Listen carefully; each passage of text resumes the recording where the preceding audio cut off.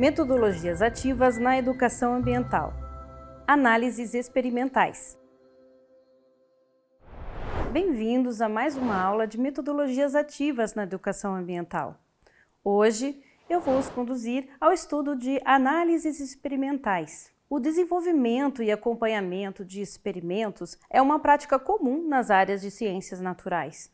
A condução de experimentos científicos pode ser considerada uma metodologia ativa de ensino, pois envolve os alunos de maneira prática e participativa no processo de aprendizagem. Essa abordagem permite que os estudantes desenvolvam habilidades de investigação, formulação de hipóteses, análise crítica e resolução de problemas, além de permitir a construção coletiva do conhecimento. A experimentação pode ser demonstrativa ou investigativa.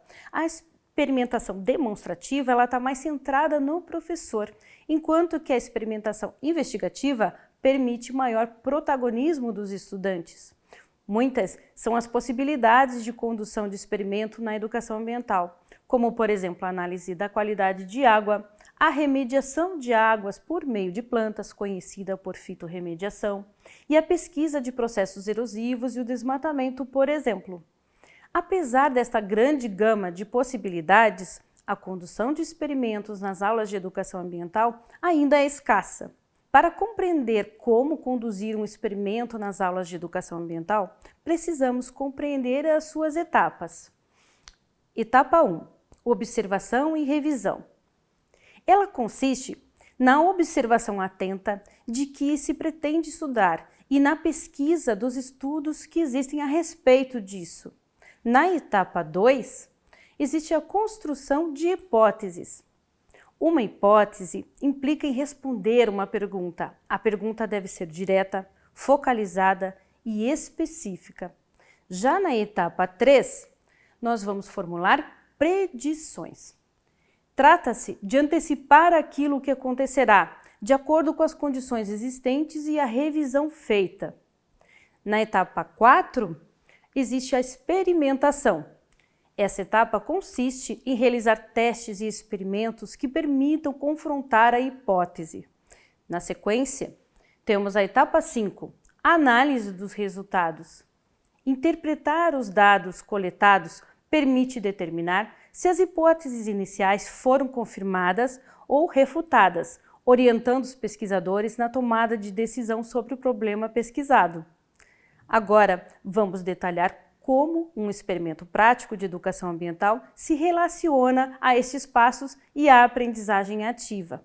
Para tanto, analisaremos uma proposta didática para o experimento sobre a qualidade da água, eutrofização e fitorremediação. Primeiramente, vamos compreender o significado dos termos eutrofização e fitorremediação. Eutrofização. Um corpo de água eutrofizado apresenta elevado enriquecimento de nutrientes, como matéria orgânica, adubos químicos ou esgoto, o que leva ao excesso do crescimento de algas e plantas flutuantes. Há uma alta produtividade. Nesse processo de poluição, a água adquire cor verde e turva, ficando com níveis baixíssimos de oxigênio dissolvido na água. Isso tudo ocasiona a mortalidade de animais e vegetais, impactando profundamente os ecossistemas aquáticos. Fitorremediação. Essa técnica consiste no uso de plantas para ajudar a diminuir a poluição de solos, águas e até mesmo do ar. Diferentes vegetais podem auxiliar em diferentes tipos de poluentes, desde a matéria orgânica em excesso até os metais pesados. Agora, vamos detalhar como um experimento prático de educação ambiental se relaciona com os passos que estudamos e com a aprendizagem ativa. No primeiro passo, nós temos a etapa de revisão e escolha das espécies. Esta revisão e escolha de espécies vai ser baseada em vários motivos. Por exemplo, o tipo de bioma onde você está inserido ao fazer a educação ambiental, o grau de abstração dos seus estudantes, do público-alvo da sua educação ambiental e até a que tipo de plantas eles têm acesso. Feita essa escolha de espécies, seguimos para a etapa de formulação de perguntas e hipóteses baseadas na revisão bibliográfica realizada. Por exemplo, podemos levantar a pergunta: o lago do nosso bairro está eutrofizado? Ou outra pergunta: Quais plantas aquáticas são mais eficazes na remoção de poluentes da água contaminada por excesso de nutrientes? Feita a análise dessas perguntas, partimos para a próxima etapa. A partir delas, construiremos hipóteses específicas, tais como uma hipótese H1, a planta A, que pode ser o aguapé, será mais eficaz para diminuir a eutrofização através da redução de níveis de amônia da água contaminada. Outra hipótese, chamada de H2, a planta B, por exemplo, o alface da água, será mais eficaz para diminuir a eutrofização por meio da redução dos níveis de fosfato na água contaminada. Definidas essas hipóteses, partimos para a próxima etapa, a etapa de predições. Exemplo de predição possível. As plantas A e B reduzirão os níveis de amônia e fosfato, respectivamente, em um período de 4 semanas. De posse da revisão, hipóteses e predições, podemos iniciar o planejamento da fase final da experimentação. Esse pode ser um momento sensível no processo de investigação, requerendo muita mediação do educador ambiental para a superação das dúvidas. Para testar as nossas hipóteses, realizamos um experimento controlado. Visando a segurança de todos, reforce as normas de segurança antes da coleta e análise das águas amostradas. Experimentos de fitorremediação, eles envolvem um componente que é o componente que tem a poluição, no caso aqui a gente está falando de eutrofização, então uma água que está rica em nutrientes, e a parte fito, que vai ser a planta, tá? Aqui eu trouxe para vocês o aguapé, que são as espécies do gênero Eichhornia, tá? Tem outras plantas que podem ser usadas independente do tipo de poluição. Aqui, nesse experimento, a ideia é entender como ele foi desenhado, tá? A rota pedagógica que a gente imaginou, os aprendizados possíveis, tá?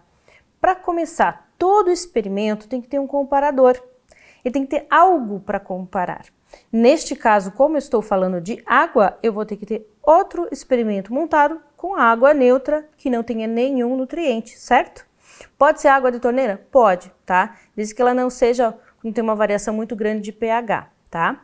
Este outro caso aqui, ó, é a nossa água rica em nutrientes. Dá para ver que ela está bem verde, né? Isso se dá pela presença de algas microscópicas.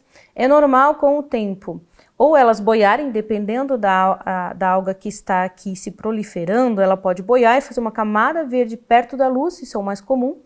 Em outros casos, ela pode afundar e formar uma película verde no fundo. Tanto faz, não precisa ficar agitando, tá? O interessante é que você tenha o quê? 2 recipientes iguais, tá? A gente está falando de volumes iguais. Não precisa ser exatamente o mesmo formato, mas se eu estou trabalhando com 2 litros, que caibam 2 litros, tá? Outra coisa interessante, esses 2 experimentos vão ter que se localizar no mesmo ambiente. Se eu for colocar os 2 na janela da sala de aula, eu não vou colocar um numa janela e o outro em outra janela. Eu vou colocar os 2 lado a lado, para que recebam a mesma quantidade de luz, as mesmas condições de temperatura também, tá? Também não vou separar, por exemplo, todas as equipes vão colocar numa janela o controle e na outra janela o que tem eutrofização. Não, coloquem por equipe. 2 equipes vão colocar na janela 1, 2 vão colocar na janela 2, por exemplo, tá? Esse exemplo aqui precisa de luz, então pelo menos ali 4 a 6 horas do dia vai ter que receber alguma luz, pode ser indireta. Posso colocar lâmpada? Pode também, tá? Posso deixar no tempo? Pode, desde que não tenha, por exemplo, chuva, tá? Pode ser então do lado ali, do lado de fora da sala de aula? Pode, tá? Então vamos entender um pouquinho agora da planta. A planta que eu trouxe para vocês aqui é o aguapé, tem vários nomes, tá? Ele é do gênero Eichhornia. E o que é interessante nessas plantas que a gente usa para fitorremediação? Olha o volume da raiz em relação com a parte aérea, a parte que fica fora da água, tá? O que nos interessa é isso, uma raiz grande que tem a capacidade de filtrar bastante material, tá? Que ela consiga captar bastante nutriente. Ela tem aqui essa parte que boia, que é bem interessante pra gente, tem outras plantas que vão ficar totalmente submersas e também é interessante, tá? Se você tem aqui, ó, partes que estão morrendo, você pode cortar, pode tirar. Nosso exemplo agora eu não vou tirar só para mostrar para vocês como fica. Então aqui primeiro eu colocaria no primeiro experimento e perceba que o que aconteceu aqui, ó, já coloquei de propósito. Você percebe que a raiz se espalha, até saem alguns fiozinhos, mas ela está muito baixa, então eu preciso completar no caso desse daqui para a gente conseguir enxergar o experimento, eu tenho que completar com mais água aqui, ó. Eu completei com 2 litros, tá? Mas se eu fiz isso no controle, eu tenho que fazer do outro lado também. O outro lado eu também preciso deixar, neste caso aqui, 2 litros da água que eu estou tentando fitorremediar, que é uma água eutrofizada, rica em nutriente, rica em plantas aquáticas, tá? Neste caso aqui da nossa água eutrofizada, eu também vou colocar outra plantinha, tá? Ela também vai flutuar aqui e agora eu vou deixar os dois se desenvolvendo. Quando não tem assim a parte da raiz, ela não vai brotar. Essa que eu deixei só para mostrar para vocês, ela não vai brotar. Quando tem alguma coisa mortinha assim, é bom tirar porque isso daqui vai atrapalhar o nosso experimento, ele vai trazer um nutriente a mais. E a gente quer comparar sem adição de nutriente, a gente quer entender como já estava naquele ambiente. Caso você não saiba, eu, por exemplo, sei de onde veio essa água eutrofizada, eu mesma trouxe um pouquinho de algas e forneci um nutriente nessa água, tá? Um adubo químico na água para chegar nesse nível. Mas se você for coletar de um lago, de um ambiente, um corpo d'água, assuma que pode ser contaminação por esgoto. Neste caso, luvas, só usar luvas, não precisa mais nada, tá? Todo mundo daí vai mexer usando luvas. Por quê? Porque podem vir os patógenos associados ao esgoto, tá? Fontes de contaminação podem ser também quando você tem um lago, por exemplo, e perto tem um bosque, uma área muito verde, que sempre chove e cai muitas folhas, muito tronco. Neste caso, ele não tem risco para a sua saúde, mas ele pode deixar a água desse tipo, tá? Bem eutrofizada. Então, assuma sempre, por precaução, que pode ter patógeno. Use luva para você e para os seus estudantes, tá bom? Nesse comparador aqui, o que a gente pode analisar depois de um tempo? Eu vou definir com os estudantes, primeiro, qual planta eu vou usar. Eu vou usar essa aqui? Eu vou usar outra planta? Por exemplo, podia ser a alface d'água, do gênero Pistia, né? É bem comum no Brasil também, assim como essa. Por que eu vou preferir uma ou outra? Existe alguma revisão bibliográfica que me mostra isso? Então, na educação ambiental participativa, eu vou fazer os estudantes trazerem essa resposta também. De que planta eles vão pegar e por quê? Ah, porque era fácil no meu ambiente, eu já percebi que já ocorria, essa aqui é de grande ocorrência? Pode ser. Ah, eu percebi que tem outra, que tem um potencial que talvez seja melhor. A minha hipótese é que a outra planta vai ser melhor neste caso. Pode ser outra planta. Se você for comparar plantas, eu tenho isso aqui para o aguapé, teria de novo mais uma, só que agora com a outra planta, por exemplo, alface d'água, na água sem contaminantes nenhum e na água eutrofizada. Variáveis que eu posso discutir com os alunos. O pH, eu posso comprar fita de pH ou com reações químicas e ver como estava no início e como está no final, tanto do controle quanto do eutrofizado. E anotar isso, fazer um registro. Podemos ter uma cadência, vamos olhar toda semana, vamos analisar toda semana como isso está acontecendo. Posso pôr um período de um mês ou um período maior. Se eu colocar um período muito grande, tome o cuidado de escolher, por exemplo, um aquário, algo maior. Por quê? Porque aqui essa planta ela vai evapotranspirar, tá? Ela perde água pela folha, é o normal, tá? E é esperado que ela faça isso. Aí o nível de água vai baixar.